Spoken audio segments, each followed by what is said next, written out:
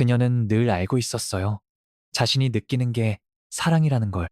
처음 걸음을 뗄 때부터, 처음 넘어졌을 때부터, 처음으로 그 작은 손을 잡고서 무조건 지켜줘야 한다고 느꼈던 그 순간부터 분명 사랑이었어요. 하지만 시간이 흐르면서 그 사랑은 조금씩 모양이 달라지기 시작했어요.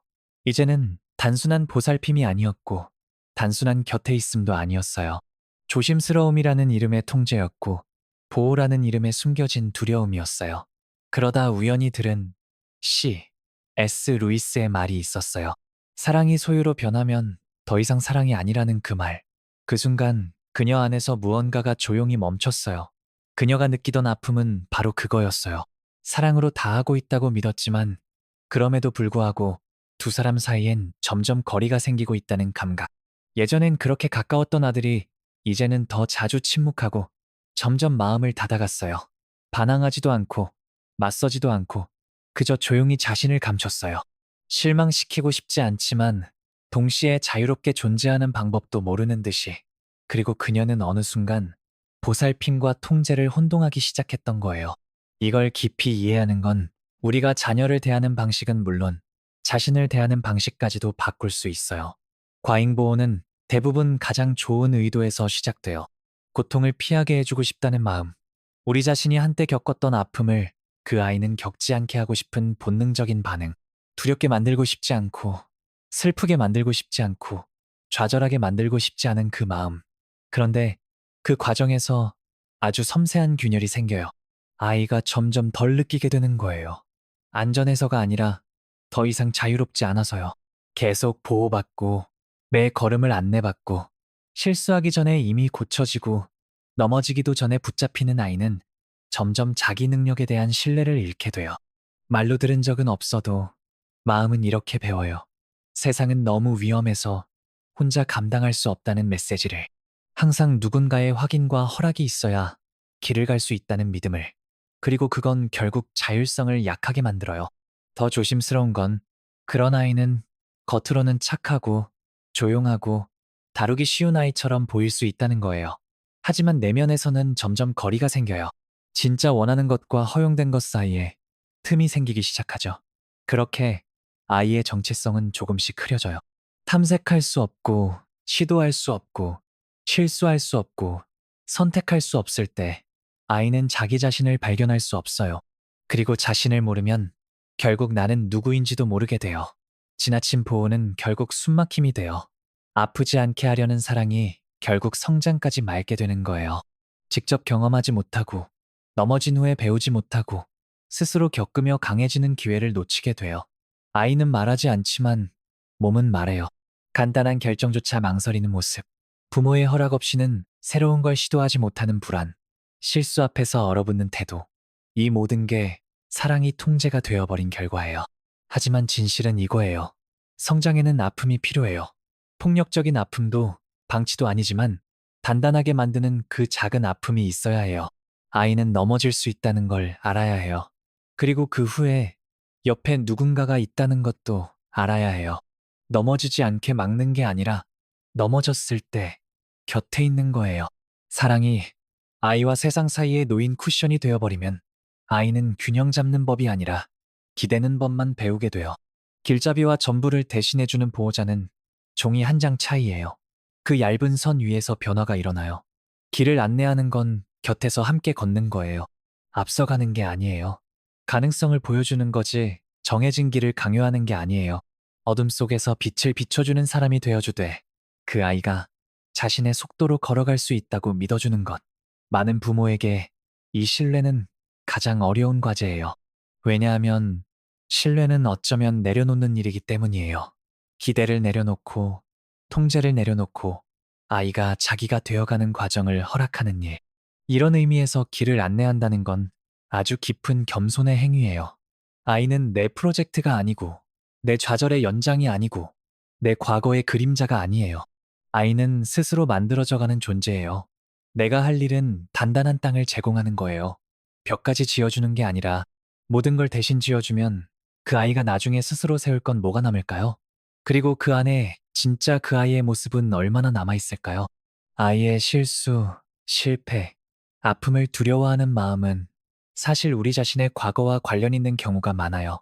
우리가 실수했을 때 많이 비난받았던 기억, 넘어졌을 때 따뜻한 손길이 부족했던 시간, 그때의 상처가 너무 깊어서 이제 우리 아이만큼은 그런 일 겪지 않게 하려는 마음. 하지만 그 과보호는 결국 거울이 돼요. 아이는 자신의 한계를 넘어서 부모의 상처까지 떠안게 돼요.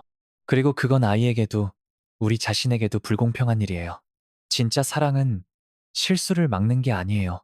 실수했을 때 곁에 있어 주는 거예요. 길 위에 모든 구덩이를 막으려 애쓰는 게 아니라 발이 헛디뎠을 때 손을 잡아주는 사람이 되어주는 거예요. 이런 태도를 지켜낼 수 있을 때 비로소 사랑은 숨 막히는 게 아니라 힘이 돼요. 기반이 되면서도 자유를 주는 사랑, 이렇게 말해주는 사랑, 필요할 때 나는 여기 있어. 그리고 너는 혼자서도 충분히 해낼 수 있어. 이런 환경 속에서 용기가 자라요. 회복력도, 자신감도 그 안에서 자라나요. 강요가 아니라 경험으로부터. 실수해도 사랑받는다는 걸 아는 아이는 실패를 두려워하지 않아요. 다시 시도할 수 있다고 믿어요. 실패는 끝이 아니라 과정의 일부라는 걸 몸으로 느껴요. 그리고 그건 부모가 줄 수 있는 가장 큰 선물이에요. 완벽하지 않아도 사랑받을 수 있는 자유. C. S. 로이스는 인간관계 전반을 꿰뚫는 깊은 통찰로 사랑을 이야기했어요. 그가 말했듯 사랑이 소유로 변하면 더 이상 사랑이 아니에요. 그 말은 우리가 무의식 중에 하는 행동들을 돌아보게 해요. 통제를 담은 사랑, 두려움이 섞인 사랑, 아무 문제도 일어나지 않게 하려는 마음에서 오히려 진짜 잘하는 것을 맑게 되는 사랑. 그 한 문장은 거울 같아요. 소유는 단지 결정을 대신 내려주려는 게 아니에요. 아이의 감정까지, 길까지, 선택과 실수, 아픔까지도 대신하려는 욕구예요. 아무것도 상처 주지 않는 인생을 만들고 싶은 마음. 하지만 사랑이 소유가 되면 다리는 감옥이 되어 보살핌은 긴장으로 바뀌고 아이는 부모의 존재 안에서 편안함보다 감시를 느끼게 되어 지지를 느끼는 게 아니라 기대에 눌리는 거예요. 루이스는 사랑한다는 것은 자신을 취약하게 내어놓는 것이라고 말했어요. 그리고 이 말은 자녀에 대해 이야기할 때 훨씬 더 현실적으로 다가와요. 진심으로 아이를 사랑한다는 것은 모든 것을 지켜줄 수 없다는 사실을 받아들이는 거예요. 아이는 좌절할 거예요. 우리가 하지 않았을 선택을 하게 될 수도 있어요. 어쩌면 크게 다치거나 상처를 입을지도 몰라요. 하지만 그 모든 과정이 그 아이가 자신만의 삶을 만들어가는 여정의 일부가 되는 거예요. 그리고 우리가 아무리 좋은 의도로 이 과정을 막으려 하면 아이에게는 이런 메시지가 전달되기 시작해요. 세상은 너무 위험하다고. 실수는 절대 해선 안 되는 거라고. 자율성은 당연한 권리가 아니라 위험한 선택이라고요. 이 모든 건 말로 하지 않아도 전달돼요. 아이는 어른의 말투로부터 배워요. 눈빛으로부터, 혼자 해보려 할 때 멈칫하는 기운으로부터, 새로운 걸 시도할 때 들려오는 작은 한숨, 진짜로 할 수 있을까? 라는 반복되는 말투. 그럴 때마다 아이 안에 자연스럽게 자리 잡고 있던 자신감은 조금씩 움츠러들어요. 그 대신 사람들의 기대에 맞추려는 자, 인정을 받고 싶어 하는 자, 실수를 피하려는 자가 생겨나요. 그런 아이는 겉으로 보기엔 모범적이고 결과도 좋을 수 있어요. 하지만 마음속에는 자기 자신만으로는 충분하지 않다는 두려움을 품고 자라게 돼요. 그래서 진심 어린 존재감에는 용기가 함께 있어야 해요. 모든 아픔을 막지 않겠다는 용기. 아이가 실수할 거라는 걸 받아들이고 그 안에서 배울 거라고 믿는 용기. 스스로 해볼 수 있도록 공간을 내어주고 넘어졌을 때 다시 돌아올 수 있는 자리가 되어주는 용기. 그게 진짜 지지예요. 그리고 그게 구속하는 사랑과 자유롭게 하는 사랑을 구분짓는 기준이에요. 결국 사랑은 일상 속에서 구체적인 모습을 드러내요. 작은 행동, 작은 반응 속에서 우리가 아이에게 안식처를 주고 있는지 아니면 감정의 감옥을 만들고 있는지를 알 수 있어요. 우리가 오랫동안 기대하던 수업을 이제 더는 하고 싶지 않다고 아이가 말할 때, 낮은 성적을 가지고 돌아왔을 때, 수없이 반복해 알려준 걸 또 실수했을 때, 우리가 어떻게 반응하느냐가 우리가 주고 있는 사랑의 방향을 보여줘요. 그리고 그 순간마다 우리는 선택할 수 있어요. 벽이 될 것인지, 다리가 될 것인지, 왜 또 이랬어? 라고 말할 것인지, 아니면 숨을 고르고 여기서 무슨 일이 있었을까? 라고 물어볼 것인지, 차갑게 지적할 것인지, 따뜻하지만 단호하게 함께할 것인지. 그래요. 양육에는 분명한 경계가 필요해요. 하지만 건강한 경계는 아이를 무너뜨리지 않아요. 자존감을 깎아내리지 않아요. 완벽함을 요구하지 않아요. 경계는 아이를 지지해주는 구조예요. 행동에는 결과가 따를 수 있다는 걸 알려주지만 그 어떤 결과도 관계보다 중요하지 않다는 걸 함께 알려줘요. 언젠가 들었던 말이 있어요. 아이의 실수에 부모가 어떻게 반응하느냐가 나중에 아이가 자기 실수에 어떻게 반응할지를 결정한다는 말. 정말 깊은 말이에요. 차가운 꾸중, 들어주지 않는 비판, 이 모든 것이 조금씩 아이 안의 내면의 목소리가 되어가요. 너는 더 잘했어야 했어. 넌 왜 항상 이래? 아무도 널 이해하지 않을 거야. 그리고 시간이 지나면 이 말은 더 이상 부모의 목소리가 아니에요. 아이 자신이 자기 안에서 되뇌게 되는 말이 돼요. 그래서 정서적으로 안전한 환경을 만든다는 건 모든 걸 풀어주는 것도 아무것도 하지 않는 것도 아니에요. 실수해도 괜찮고 다시 시도할 수 있고 성과와 상관없이 사랑받을 수 있는 공간을 만드는 거예요. 세상이 너무 차가울 때 다시 돌아올 수 있는 그 자리를 만들어주는 거예요. 그 자리에서는 혼나기보다는 진짜로 들어주는 누군가가 있다는 걸 아이가 느껴요. 루이스는 진짜 사랑은 마음을 열어야 가능한 것이라고도 말했어요. 느끼기 위한 열림만이 아니라 상대의 진짜 필요를 들을 수 있는 열림. 비록 그게 우리가 원했던 방향과 다르더라도요. 때로는 진짜 사랑이란 더 많은 조언이 아니라 공간을 내어주는 일일 수 있어요. 아이 스스로 자라갈 수 있도록 실수하고 부끄러워하고 좌절하면서도 그럼에도 불구하고 그 자리에 여전히 사랑이 있다는 걸 아는 것. 이 주제에 대한 중요한 연구 중 하나는 심리학자 메리 에인스워스의 연구예요. 그녀는 애착 유형에 관한 연구의 선구자로서 이런 관찰을 통해 보여줬어요. 부모나 보호자와 안정된 애착을 형성한 아이들은 세상을 더 자유롭게 탐색할 수 있어요. 왜냐하면 돌아갈 수 있는 안전한 기반이 있다는 걸 마음 깊이 알고 있기 때문이에요. 이건 정말 중요한 의미를 가지고 있어요. 아이에게 도전할 용기를 주고 새로운 걸 시도하게 하고 실수 앞에서도 멈추지 않게 해주는 건 지나친 지시나 보호가 아니에요.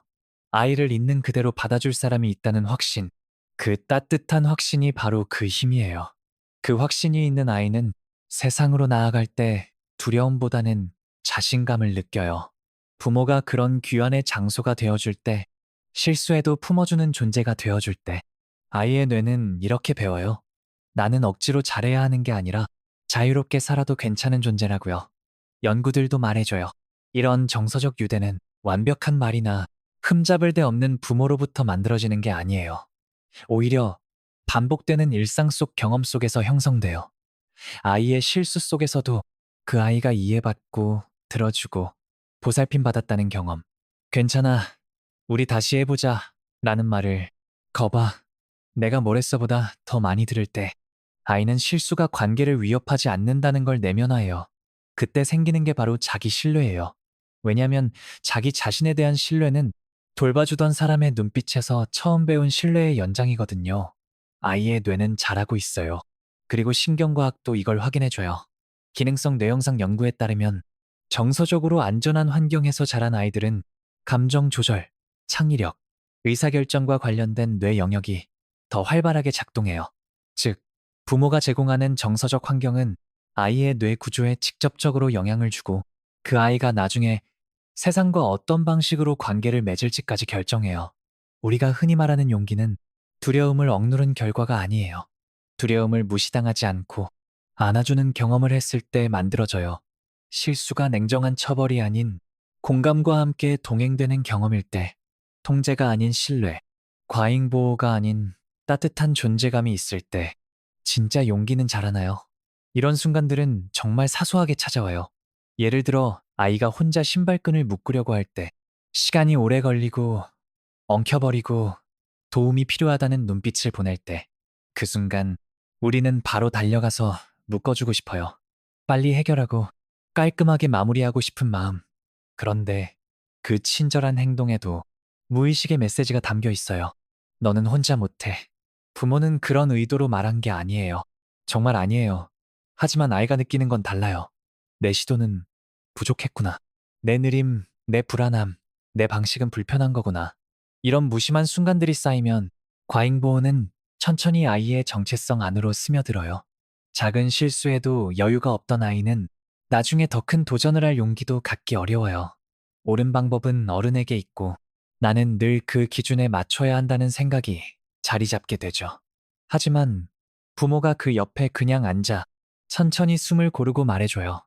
한 번만 더 해보자. 필요하면 내가 여기 있을게. 그러면 전혀 다른 일이 일어나요. 아이의 실수가 안전해져요. 실수를 막아줘서가 아니라 실수 속에서도 함께 있어줄 사람이 있다는 걸 느끼기 때문에 그 감각이 나중에 넘어졌을 때 다시 일어나는 힘이 돼요. 실패해도 다시 도전할 수 있다는 믿음이 돼요. 자신을 포기하지 않게 해주는 중심이 돼요. 또 다른 장면이 있어요. 숙제를 할 때 아이가 문제를 틀렸고 조금 불안하게 대답했을 때 어른이 급하게 정답을 말하고 실수를 지적하고 아이보다 먼저 문제를 해결해요. 의도는 좋아요. 도와주고 싶은 마음, 잘 되게 하고 싶은 마음. 하지만 그 영향은 생각보다 커요. 아이의 뇌는 서서히 이렇게 배우게 돼요. 실수는 실망을 부르는 일이구나. 틀리면 표정이 달라지고 분위기가 바뀌는구나. 그러면 실수는 자연스러운 과정이 아니라 피해야 할 위험이 되어버려요. 하지만 어른이 이렇게 말할 수도 있어요. 이렇게 생각한 방식이 흥미로운데? 같이 다시 살펴볼까? 그 순간 공간이 바뀌어요. 공부는 더 이상 압박이 아니고 함께하는 탐험이 돼요. 어려움이 관계를 약하게 만들지 않고 오히려 단단하게 만들어줘요. 왜냐하면 아이는 배우게 돼요. 실수해도 다르게 생각해도 시도해도 괜찮다는 걸. 그리고 여전히 사랑받는 존재라는 걸요. 이게 진짜 용기를 가르치는 방법이에요. 실수가 사랑을 줄이지 않는다는 걸 보여주는 거. 결국 중요한 건 이런 작은 순간들이에요. 어떻게 반응하는지, 어떤 어조로 말하는지, 얼마나 기다려주는지. 이 속에서 사랑은 통제가 아니라 자유로 느껴져요. 그리고 그 자유의 진짜 존재감이 함께할 때, 진심 어린 경청이 함께할 때, 믿음이 곁에 있을 때, 아이는 이렇게 자라요. 내가 기대는 사람이 있다는 것. 하지만 동시에 내가 나다워질 수 있는 허락도 있다는 것. 사랑, 아이, 성장에 대해 이야기할 때 빠른 답은 없어요. 과정이 있어요. 들어주는 자세가 있어요. 곁에 머무는 마음이 있어요. 가장 큰 변화는 아이를 우리의 꿈에 맞추도록 만드는 게 아니라 그 아이가 자기 꿈을 찾아갈 수 있는 단단한 바닥을 준비해주는 것에서 시작돼요. 두려움이 우리를 찾아오는 건 아주 자연스러운 일이에요. 내가 지금 제대로 하고 있는 건지, 너무 관대하게 굴고 있는 건 아닌지, 혹은 너무 엄격한 건 아닌지 끊임없이 스스로에게 묻게 돼요. 아이의 모든 아픔, 모든 넘어짐을 막아주고 싶어지는 것도 지극히 당연한 마음이에요. 하지만 C.S. 루이스가 말했듯 사랑한다는 건 자신을 취약하게 내어놓는 일이기도 해요. 그리고 이 취약함은 우리가 이야기의 결말을 통제할 수 없다는 걸 받아들이는 거예요. 확신을 내려놓고 눈앞에서 한 인간이 스스로 자라나는 그 신비로움을 지켜보는 거. 그리고 종종 그 존재가 우리를 놀라게 할 수도 있다는 걸 인정하는 거예요. 이 과정 속에서 부모의 역할은 이야기를 쓰는 작가가 아니에요. 무대와 조명을 마련해주고 침묵 속에서 말할 수 있는 여백을 내어주고 비록 완벽하지 않아도 그 장면을 향해 박수 쳐줄 수 있는 존재. 길잡이라는 건 방향을 명령하는 게 아니라 옆에서 함께 걸어주는 사람이 되는 거예요. 아이에게 의문이 생겼을 때 기댈 수 있는 사람, 두려움이 찾아왔을 때 머물 수 있는 따뜻한 공간, 그리고 어느 순간 스스로 한 발짝 내디딜 준비가 되었을 때 앞에서 비켜설 줄 아는 존재. 그리고 언젠가 아이는 넘어질 거예요. 그건 분명한 일이에요. 그때 당신이 그 자리에 있어주길 바라요. 거봐, 내가 뭘 했어가 아니라 아이의 눈을 바라보며 난 여기 있어. 앞으로도 늘 그럴 거야. 라고 말해주는 사람으로. 아이를 가르치는 건 넘어졌을 때의 꾸짖음이 아니라 다시 시작할 수 있게 손을 내미는 그 순간이에요. 그리고 오늘 당신이 주고 있는 이 사랑이 조금 서툴고 조금 흔들리고 때론 실수도 담겨 있겠지만 훗날 아이의 기억 속에 이렇게 남기를 바라요. 자유롭게 해주었던 사랑, 용기를 줬던 사랑, 있는 그대로 안아주었던 사랑. 그 아이가 언젠가 이렇게 말할 수 있기를 바라요. 나는 실수하면 안 된다고 배운 게 아니라 실수해도 여전히 사랑받을 수 있다고 배웠어요. 그게 아이를 지탱해 줄 거예요. 그게 끝까지 남는 거예요. 그게 삶을 두려워하지 않는 사람으로 자라게 하는 힘이에요. 왜냐하면 그 아이는 삶을 온전히 살아도 괜찮다고 배우며 자랐으니까요. 넘어짐까지도 포함해서요. 그리고 만약 언젠가 당신이 스스로를 돌아보며 너무 강하게 했던 건 아닌지, 너무 통제했던 건 아닌지, 혹은 실패했다고 느끼게 되는 날이 온다면 기억해 주세요. 언제든 다시 돌아갈 수 있어요. 미안하다고 말할 수 있고, 다시 시작할 수 있어요. 왜냐하면 양육도 성장도 끊임없는 새 출발의 과정이니까요. 정말 중요한 건 실수하지 않는 게 아니라 그 과정 속에서도 사랑을 절대 놓지 않는 거예요.